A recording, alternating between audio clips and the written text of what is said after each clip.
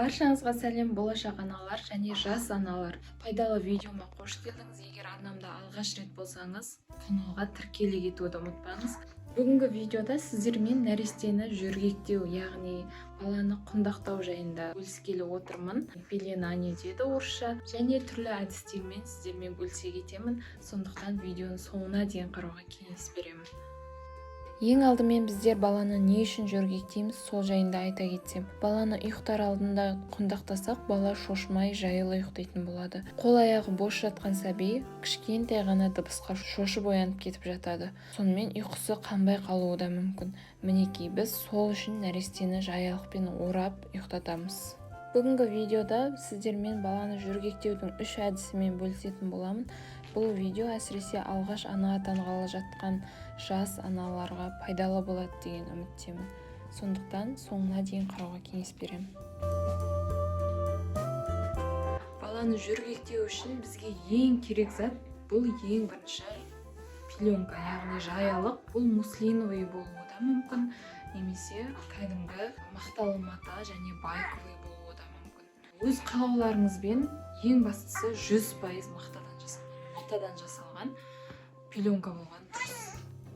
Және пеленканың размерін айтатын болсақ, бұл 1 метрде 1 метр болуы мүмкін, және 70-те 70. Осы екеуі пеленаниеге тура келеді. Ал 50-де 50 кішкентай болып қалуы мүмкін.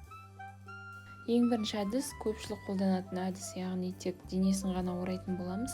Үлкен көлемдегі пеленканы алып, видеодағыдай басын 20 сантиметрде қайырып, және баланы оң жақ қолынан бастап ораймыз. Қатты қысып та, қатты бос етіп те орамаңыз, орташа қаттылықта орасаңыз жетеді. Ең бастысы босап кетпеу керек, және бала дұрыс тыныс алуы керек. Ал аяғына келер болсақ, аяғын бос жібереміз. Тура видеодағыдай орап шығамыз.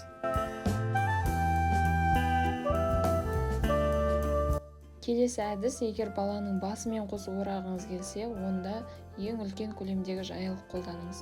Тура видеода көрсеткенімдей басынан бастап ораймыз. Бірінші әдістегідей орай беруге болады.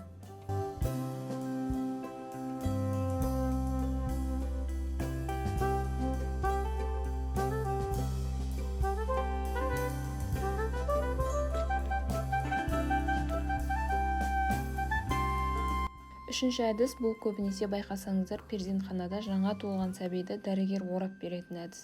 Бізге 2 пеленка керек. Бірінші кішкентай пеленканы 3 бұрышты етіп аламыз, және сол пеленкамен видеода көрсеткенімдей басын орап аламыз. Кейін денесін тура бірінші әдістегідей ораймыз.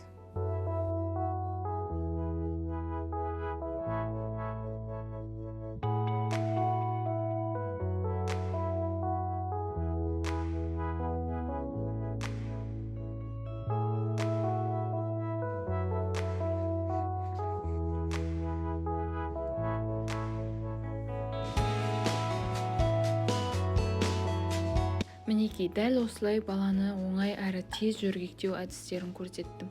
Сіздерге, әсіресе жас аналарға бүгінгі видео пайдалы болды деген үміттемін.